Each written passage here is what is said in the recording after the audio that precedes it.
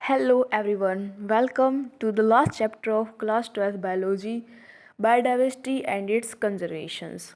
So just listen and learn. इसमें मैं आपको एनसीईआरटी की एक एक लाइन याद करवा दूंगी. So let's start the chapter. अगर एलियन किसी भी गैलेक्सी से अपनी अर्थ पे आते हैं तो सबसे पहले वो जिस बात पे अमेज्ड होंगे वो ये बात है कि हमारे पास इतनी सारी डाइवर्सिटी है. आप ये बिलीव नहीं कर पाओगे कि हमारे पास 20,000 स्पीसीज़ है आर्ट्स की, 3 लाख स्पीसीज़ हैं बीटल्स की, 28,000 फिशेज़ की और 20,000 ऑर्चिड्स की. Late me repeat, 20,000 species arts की हैं, 20,000 स्पीसीज़ ऑर्चिड्स की हैं और 28,000 स्पीसीज़ फिशेज़ की हैं और 3 लाख स्पीसीज़ बीटल की हैं. बायोडाइवर्सिटी एक सोशल इकोलॉजिस्ट ने दी थी ये टर्म, जिसका नाम था एडवर्ड विल्सन. जो बायोडाइवर्सिटी है वो 3 लेवल्स पे पाई जाती है: genetic diversity, species diversity and ecological diversity.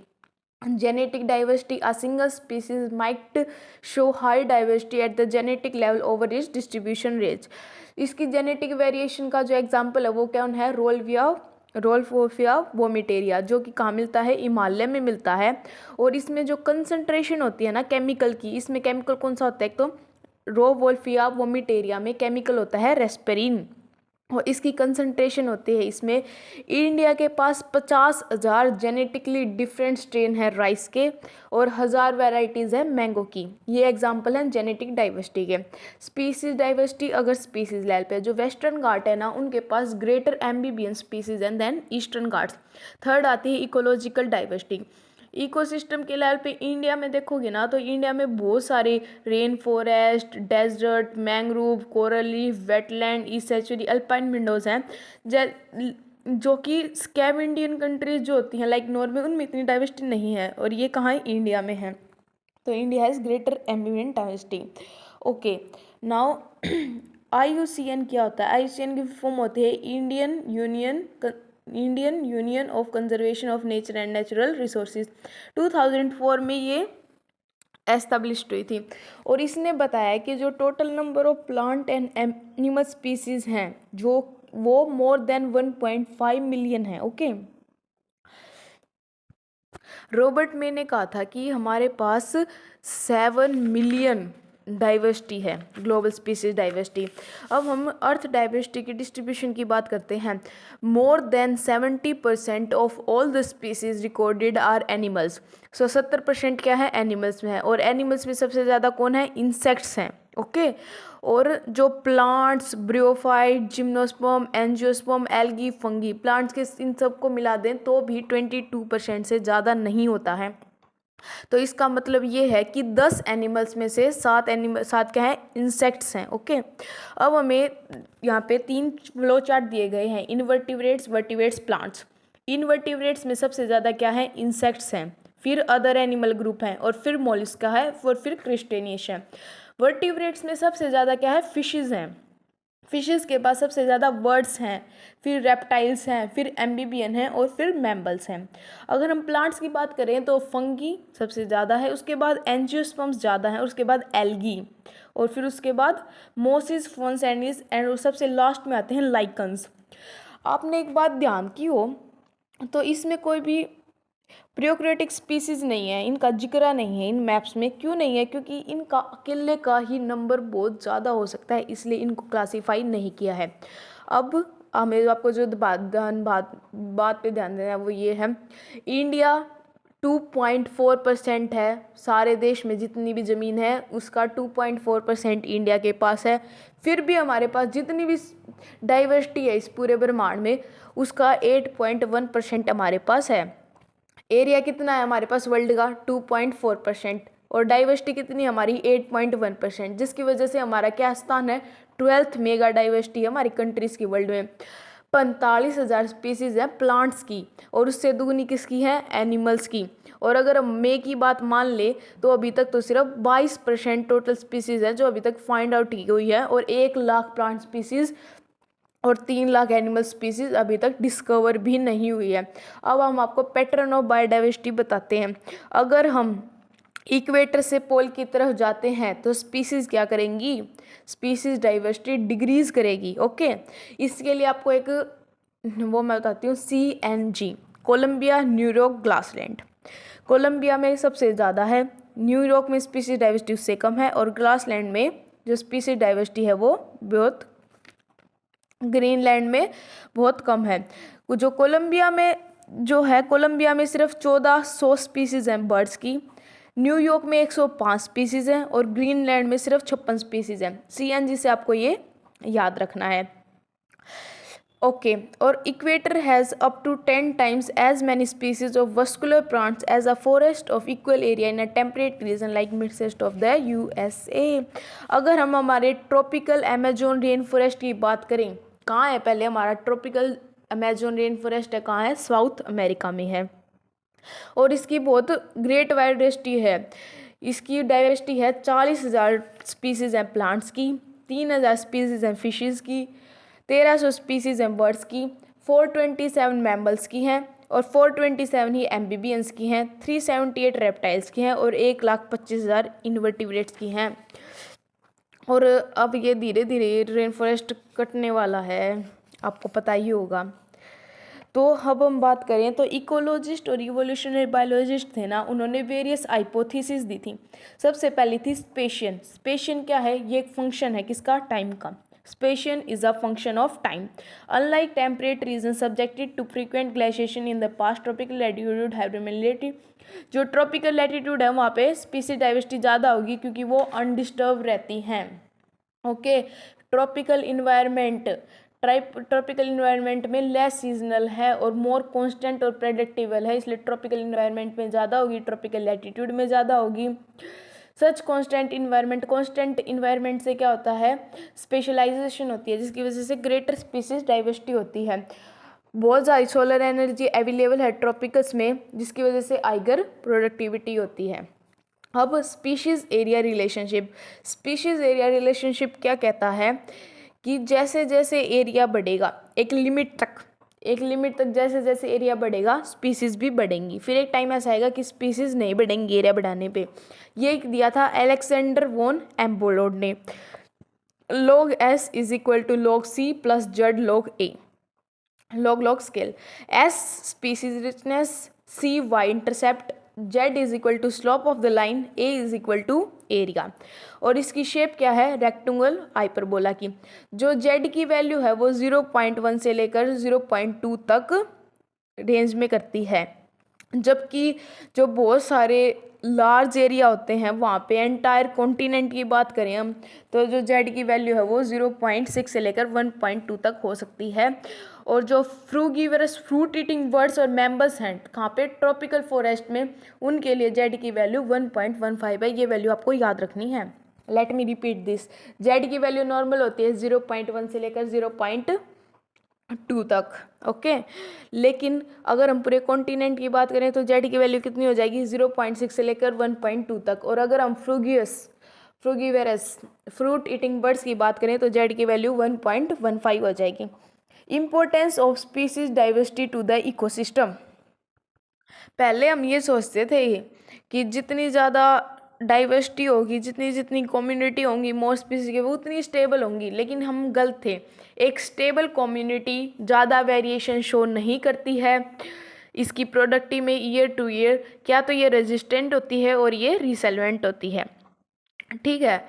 लेकिन फिर आया डेविड टिलमैन्स, इन्होंने लॉन्ग टर्म इकोसिस्टम एक्सपेरिमेंट किया और इन्होंने कुछ आंसर्स प्रोवाइड किए। इसने कहा कि जो ज़्यादा स्पीसीज होती है ना वो less year two year variation show करती हैं टोटल बायोमास में, और इनकी इंक्रीज डाइवर्सिटी से इंक्रीज्ड प्रोडक्टिविटी होती है। ये क्या करती हैं, जो ज़्यादा स्पीसीज होती हैं वो लेस वेरिएशन को शो करती हैं टोटल बायोमास में, जिसकी वजह से greater productivity, greater species diversity. लेकिन हम स्पीसीज रिचनेस के बारे में यहाँ पे ढंग से नहीं समझे हैं। रिच बायोडाइवर्सिटी सिर्फ सुंदरता के लिए नहीं बल्कि हमारे सर्वाइवल के लिए भी ज़रूरी है। ओके, फिर आए Stanford ecologist Paul Ehrlich. Tilman ने क्या कहा कि जो ज़्यादा स्पीसीज़ है वो लेस वेरिएशन शो करेगी, जिसकी वजह से हाइगर प्रोडक्टिविटी होगी, स्पीशीज डाइवर्सिटी ज़्यादा होगी। फिर आए स्टैनफोर्ड इकोलॉजिस्ट पॉल एनरिच, इन्होंने एयर रिवर पोटेट हिपोथेसिस दी थी इन्होंने, जिसका जो रिजल्ट आया था वो ये था, अगर हमारी स्पीसीज़ लॉस होने लगी तो हमारे इन्वायरमेंट के लिए खतरा हो सकता है। अब हम लॉस ऑफ बायोडाइवर्सिटी की बात करेंगे। ये जो हम इतना पोल्यूशन कर रहे हैं ना बेटा, इसकी वजह से बहुत सारे लॉस हो रहा है बायोडाइवर्सिटी का। जो कोलोनाइजेशन हुआ था पैसिफिक आइलैंड का बाय ह्यूमंस, उन्होंने ये कहा है कि हमारी जो स्पीसीज़ हैं वो 2000 स्पीसीज़ बर्ड्स की क्या हो जाएंगी, एक्सटिंक्ट हो जाएंगी।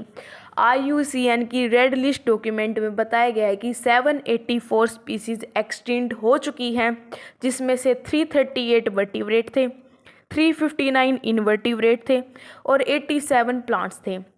IUCN की रेड एक्सटिंक्शन लिस्ट में बताया गया है कि 784 स्पीसीज क्या है, एक्सटिंक्ट हो चुकी हैं, जिसमें से 338 वर्टिब्रेट हैं, 359 इनवर्टिब्रेट हैं और 87 प्लांट्स हैं लास्ट 5 ईयर्स में। अब कुछ स्पीसीज जो एक्सटिंक्ट हो गए उनका नाम आपको याद रखना है। डोडो मॉरिटिशियस, डोडो को क्या बोलते हैं, मॉरिटिशियस। कुआगा अफ्रीका की थी, थाइलासाइन ऑस्ट्रेलिया की, स्टेलर शिकाओ रशिया की और 3 subspecies Bali, Javan, Caspian of tiger, ये स्पीसीज एक्सटिंक्ट हो चुके हैं। Let me repeat, dodo Mauritius, quagga Africa, thylacine Australia, Steller sea cow Russia and 3 subspecies Bali, जावान, कस्पेशियन tigers. हमने 27 species का extinct देख लिया है सिर्फ लास्ट 20 साल में और बहुत सारी स्पीसीज एक्सटिंक्ट हो चुकी हैं। 12% बर्ड की स्पीसीज, 23% मैमल की स्पीसीज और 32% एम्बीबियंस की स्पीसीज और 31% जिम्नोस्पीसीज स्पीशीज ये ख़त्म हो सकती हैं। ठीक है, हमें इन्हें बचाना है। Late me repeat the 12% birds की, 23% मैमल्स की, 32% एम्बीबियन की और 30% जिम्नोस्पर्म्स की। ये क्या है, थ्रीट पे इनकी। ठीक है, जब से अर्थ जन्मी है ना, हमने सिर्फ 5 मास एक्सिस्टेंस देख लिए हैं स्पीसीज के। 6th कभी भी हो सकता है, आप बचा सको तो बचा लो। In general loss of biodiversity in a region में lead to, loss of biodiversity हो गया तो प्लांट प्रोडक्शन कम हो गई, जिसकी वजह से रेजिस्टेंस टू इन्वायरमेंट परगोनेशन, तो ड्राउट वगैरह आने लगेंगे। कर्टेन इकोसिस्टम में plant productivity, water use, pest and disease cycle, बहुत कुछ होने लगेगा। Cause of biodiversity cycles, evil quartet, habitat loss and fragmentations, ये सबसे ज़्यादा ज़रूरी है। जो हमारे ट्रॉपिकल रेन फॉरेस्ट थे जो कि 14% अर्थ का एरिया कवर करते थे, वो अब 6% से ज़्यादा नहीं हैं। 100 more hectare of rain forest would have been lost. Amazon rain forest को हम लंग्स ऑफ द प्लैनेट कहते हैं, उसमें भी बहुत सारी स्पीशीज़ काट दी गई हैं फॉर कल्टिवेटिंग सोयाबीन्स और conversion of grassland for raising beef cattle को रेज करने के लिए और सोयाबीन को उगाने के लिए उसे काट दिया गया है। ओवर एक्सप्लॉइटेशन, जब हमारी नीड ग्रीड में बदल जाती है, जैसे कि स्टेलर शिकाओ और पैसेंजर पिजन, ये 2 एग्जाम्पल ऐसे हैं जो ओवर एक्सप्लॉइटेशन कर दिए थे वुमेन्स ने, जिसकी वजह से गायब हुए, स्टेलर शिकाओ और passenger pigeon. Alien species invention, मतलब कि किसी और स्पीशीज को ला दिया, जैसे कि जो नील पर्च है Lake Victoria of East Africa में लाई गई, जिसकी वजह से 200 species of cichlid species, Nile perch कहाँ से आई, साउथ अफ्रीका से, ईस्ट अफ्रीका से, सॉरी, नील पर्च कहाँ से आई, ईस्ट अफ्रीका से, लेक विक्टोरिया में, और इसने क्या किया, चिचलिट फिशेज की 200 स्पीसीज खा गई। ठीक है, फिर हम पार्थेनियम, कैरेट ग्रास लाए, लेंटाना, वोट्राइकेट, ये कुछ वीड लाए जो खा गए हमारे गेहूँ को। Illegal introduction of African catfish, Clarias, gariepinus, इन्होंने कहा। को एक्सटिंक्शन, जब प्लांट्स गायब हो जाएंगे ना जिस दिन इस धरती से, उस दिन हम भी गायब हो जाएंगे, तो इसे हम क्या कहते हैं, को एक्सटिंक्शंस। प्लांट पोलिनेटर, ओस्ट, फिश, ये सब इनके एग्जाम्पल हैं। हमें कंजर्व करना है बायोडाइवर्सिटी को। अब बताओ कैसे कन्वर्ज करना है। नैरोली यूटिलियन आर्ग्यूमेंट, कि उमन जो है वो इस पे एक प्राइस टैग रख देते हैं। ठीक है, एक तो क्या है, नैरोली यूटिलियन ड्रग्स के लिए हम इसका यूज़ करते हैं, प्लांट्स के प्यूरिफिकेशन करते हैं, और दूसरा एक प्राइस टैग की जो एथिकल वैल्यू होती है उससे भी हमें इसको बचाना चाहिए। ओके, अब बायोडाइवर्सिटी को कंजर्व करने के लिए 2 वे हैं, in situ conservation, ex situ conservation. In situ conservation, अगर हम पूरे एरिया को कंजर्व कर रहे हैं, जैसे कि biosphere reserve, national park, wild life century, 14 biosphere reserve, 90 national park और 448 वाइल्ड लाइफ सेंचुरी का हम यूज़ करते हैं। 14 biosphere reserves, 90 national park, 448 wild life sanctuary. और स्केयर्ड ग्रुप, जो कि खासी, जंतानिया ईल्स मेघालय की, Aravalli hills of Rajasthan, Western Ghat Karnataka और महाराष्ट्र, सजूरा Chandra Bastar area of Madhya Pradesh. In Meghalaya the sacred groups are the last river फॉरेलाइजेशन। ठीक है, इन शीटों में हम क्या कहते हैं, सबसे पहले 25 बायोडाइवर्सिटी हॉटस्पॉट थे, लेकिन अब वर्ल्ड में 34 हो गए हैं। ओके, ये हम कहते हैं इन सिटू कंजर्वेशन। और एक्स सिटू कंजर्वेशन में क्या आते हैं, zoological park, botanical garden, wild life safari. Ex situ में क्या है कि टाइगर को, जो टाइगर खत्म होने वाला है उसको देश के कोने कोने से इकट्ठा किया, उनको एक जगह पे लाके बंद कर दिया ताकि ये वो रहे। जो राव दे जिनारियो में अर्थ समिट हुई थी 1992 में, उसमें सस्टेनेबल डेवलपमेंट की बात की, जो कि 2002 में हुई। जो कि वर्ल्ड समिट सस्टेनेबल डेवलपमेंट में 2002 में हुई थी, जो कि जोहान्सबर्ग साउथ अफ्रीका में हुई थी। 190 कंट्री ने प्लेस किया था कि 2010 तक हम ये करेंगे। और द अर्थ समिट 1992 में हुई थी। बस यही है चैप्टर का सार। अब मैं ना सब कुछ सम अप कर देती हूँ आपके लिए एट लास्ट कि let's start the chapter. 3 lakh species हैं बीटल्स की, 28,000 स्पीसीज़ हैं फिशेस की, 20,000 स्पीसीज़ हैं आर्ट्स की, 20,000 स्पीसीज़ हैं ऑर्चिड्स की। बायोडाइवर्सिटी सोशल बायोलॉजिस्ट टर्म है जो जिसे किसी थे एडवर्ड विल्सन ने। बायोडाइवर्सिटी 3 लाइफ की होती है। जेनेटिक डाइवर्सिटी, इसका एग्जांपल रोल विल्फिया वोमिटोरिया है, इसमें केमिकल होता है रेस्पिन, हिमालय में पाया जाता है। 1,000 वेराइटीज़ है मैंगो की और more than 50,000 genetically different strain है राइस के। स्पीसीज डाइवर्सिटी जो वेस्टर्न घाट है उसमें ग्रेट एम्फीबियन है। देन ईस्टर्न घाट। इकोलॉजिकल डाइवर्सिटी हमारी जो इंडिया की डाइवर्सिटी है उसमें कोरल रीफ, डेजर्ट, मैग्निफिकेशन, जो स्कैंडिनेवियन कंट्री लाइक नॉर्वे है उनसे ज़्यादा हैं। ये है रॉबर्ट मे ने कहा था कि ग्लोबल स्पीसीज डाइवर्सिटी 7 मिलियन है। अगर वर्टिब्रेट्स की बात करें तो सबसे ज़्यादा फिशेस हैं, फिर बर्ड्स हैं और फिर मैमल्स हैं, एम्फीबियन हैं और फिर रेप्टाइल्स हैं। अगर इनवर्टिब्रेट्स की बात करें तो सबसे ज़्यादा इंसेक्ट्स हैं, फिर मोलिस्का है, फिर अदर एनिमल ग्रुप है, फिर क्रिस्टेनियस है। अगर प्लांट्स की बात करें तो फंगी है, एंजियोस्पर्म्स हैं, ये दोनों। अगर 10 एनिमल है तो उनमें से 7 इंसेक्ट्स में। इनमें प्रोकैरियोट्स का जिक्र नहीं होता क्योंकि वो अकेले ही नंबर में ज़्यादा। इंडिया के पास 2.4% वर्ल्ड का लैंड का एरिया है, फिर भी हमारे पास स्पीसीज डाइवर्सिटी 8.1% है वर्ल्ड की, जिसकी वजह से हम 12th मेगा डाइवर्सिटी में आते हैं। किसकी में? वर्ल्ड की में। मे का जो ग्लोबल एस्टिमेट था वो कहता है कि अभी तक तो तुमने 22,000 स्पीसीज ही फाइंड आउट की है। अभी तो 1 लाख स्पीसीज प्लांट्स की, 3 लाख स्पीसीज एनिमल्स की अभी तो तुमने डिस्कवरी नहीं की है। Pattern of biodiversity latitudinal graduates. अगर इक्वेटर से लेकर पोल्स की तरफ जाते हैं तो स्पीसीज डाइवर्सिटी डिग्रीज होती है, जिसके लिए कोलंबिया, न्यूयॉर्क, ग्रीनलैंड। कोलंबिया के पास 1400 स्पीसीज़ हैं बर्ड्स की, न्यूयॉर्क के पास 105 स्पीसीज़ हैं और ग्रीनलैंड के पास सिर्फ 56 स्पीसीज़ हैं। ये है, ठीक है। और जो अमेज़न रेन फॉरेस्ट है उसमें 40,000 स्पीसीज़ हैं प्लांट्स की, 3,000 स्पीसीज़ फिशेस की हैं, 1,300 बर्ड्स हैं, 427 मैमल्स हैं, 427 एम्फीबियन हैं, 378 रेप्टाइल हैं और 1,25,000 से ज़्यादा रेप्टिकल है। अगर हम इनकी बात करें तो स्पेशियस क्या होता है? फंक्शन ऑफ टाइम होता है कि जो अनडिस्टर्ब रहेगी वो ज़्यादा स्टेबल रहेगी।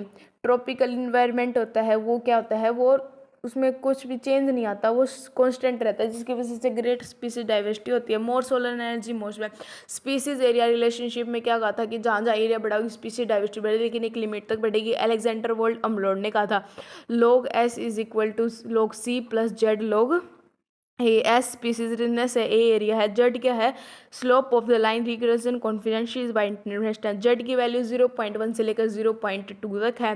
अगर कॉन्टिनेंट की बात करें तो ये 0.6 से लेकर 1.2 हो जाता है। अगर फ्रूट ईटिंग बर्ड्स की बात करें तो ये 1.15 हो जाता है। डेविड टिलमैन ने कहा कि स्टेबल कम्युनिटी है तो लेस वेरिएशन शो करेगी, ज़्यादा स्पीशीज डाइवर्सिटी है तो लेस वेरिएशन शो करेगी, और लेस वेरिएशन शो करेगी तो प्रोडक्टिविटी आई होगी। टिलमैन ने क्या कहा कि अगर स्पीसीज ये प्लांट्स खत्म हो गए तो हम भी खत्म हो जाएंगे। पॉल एलरिच ने कहा थी, ये सोशल बायोलॉजिस्ट मैंने। फिर हमने जो एक्सटिंक्ट वर्ड हैं वे सुन लो। डोडो, कुआगा अफ्रीका, थैलेसिन ऑस्ट्रेलिया, स्टेलर शिका और रशिया। सब स्पीसीज बाली जावन कस्पियंस डाइवर्स, ये ख़त्म होने वाली हैं। 12% बर्ड्स, 23% मैम्बल, 32% एम्फीबियन, 31% जिम्नोस्पर्म, इनके पास थ्रीट है। अगर लॉस ऑफ बायोडाइवर्सिटी होता है तो प्लांट प्रोडक्शन खत्म हो जाएगा। प्लांट प्रोडक्शन खत्म हो गया तो ड्राउट वगैरह आने लगेगा। ड्राउट वगैरह आने लगेगा तो पेस्ट वगैरह सब कुछ खत्म हो जाएगा। Cause of biodiversity, habitat lost and fragmentations. इसमें हम अमेजोन रेन फॉरेस्ट की बात करते हैं, जिसको प्लेनेट ऑफ अर्थ कहते हैं। इसको काट दिया गया ताकि सोयाबीन उगा सकें और बीफ कैटल को रेज कर सकें। ओवर एक्सप्लॉइटेशन, जब नीड और ग्रीड, नीड जो है वो ग्रीड बन गई। पैसेंजर पीजन और स्टेलर शिकाओ। एलियन स्पीसीज इन्वेशन, जब नील पर्च कहाँ की, ईस्ट अफ्रीका में लेक विक्टोरिया में क्या करती थी, चिचलिड फिशेस को खा गई थी। और वीड वगैरह, पार्थेनियम लैंटारा, वोट्राइकांथिकोरेरिया, अफ्रीकन कैटफिश, क्लेटेरियस क्रेपिनियंस, ये सब एग्जांपल है। कोएक्सटिंक्शन, अगर एक बंदा खत्म तो दूसरा खत्म, मतलब कि प्रीडेटर में जो खा रहा है वो भी खत्म और जो फूड है वो भी खत्म। नैरोली यूटिलिटेरियन, ड्रग वगैरह देते हैं। ब्रॉडली यूटिलिटेरियन, ऑक्सीजन को कंट्रीब्यूट करते हैं। और एथिकल की हम इन सब पे प्राइस टैग नहीं रख सकते। कंजर्व बायोडाइवर्सिटी करने के लिए in situ conservation, ex situ conservation. In situ conservation, endemism species. Endemism क्या होता है कि स्पीसीज को उस जगह पे रख दिया गया और वो कहीं नहीं पाएगी। 25 बायोडाइवर्सिटी और से थे 34 हो गए। 14 biosphere reserve, 90 national park, 448 wild life sanctuary. In situ conservation का पास है। स्केर्ड ग्रुप भी इनमें इंक्लूड है, जो कि खासी जनता या hill of Meghalaya, Aravalli hill of Rajasthan, Western Ghat region of Madhya Pradesh, Maharashtra, Surguja, Chandrabastar areas of Madhya Pradesh, Meghalaya. Sacred groups are the last ex situ conservation में वहाँ से उठा लेते हैं। Zoological park, wild life safari, botanical garden, ये सब एक्स टू के हैं। क्रिप्टो प्रिजर्वेशन टेक्निक जो होती है, जिससे एग फर्टिलाइज होते हैं, वो भी किसका एग्जांपल है, एक्सिटू कंजर्वेशन का। 1992 में राउ दो जिनारियो में अर्थ समिट हुई थी, जिस पे बायोडाइवर्सिटी को कंजर्व करना था। और वर्ल्ड समिट सस्टेनेबल डेवलपमेंट में 2002 में हुई थी। ये साउथ अफ्रीका में जोनेसबर्ग में हुई थी, जहाँ पे 190 कंट्रीज़ ने प्लेस लिया था कि 2010 तक हम बचा लेंगे। इसी के साथ हमारा चैप्टर समाप्त होता है। अगर आपको तेज़ लगा हो तो आप धीरे करके सुन लेना, और सुनने से आपको याद हो जाएगा। इसको बार बार सुना जैसे हमें गाने याद हो जाते हैं। Thank you guys, bye bye.